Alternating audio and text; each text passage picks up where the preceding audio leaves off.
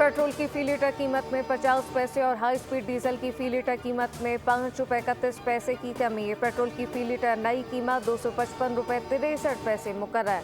High speed diesel की फी litre नई कीमत ₹258.64। मिट्टी का तेल फी litre ₹3.53। Light diesel oil litre ₹2.47। मिट्टी के तेल की नई कीमत ₹168.12 मुकर्रर। वज़ारत ख़ज़ाना ने पेट्रोलियम मसनूआत की कीमतों में कमी का नोटिफिकेशन जारी कर दिया।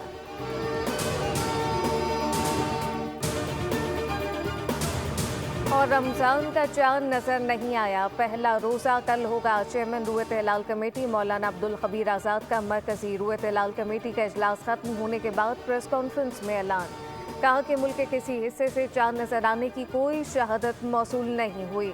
चांद की रुयत के मुताबिक जोनल कमेटियों के इजलास हुए। सऊदी अरब में चांद नजर आया, आज पहला रोज़ा है। कतर, ओमान, कुवैत में भी चांद नजर आ गया। अरब मीडिया के मुताबिक मलेशिया, ब्रुनाई में रमज़ान का चांद नजर नहीं आया, पहला रोज़ा कल होगा।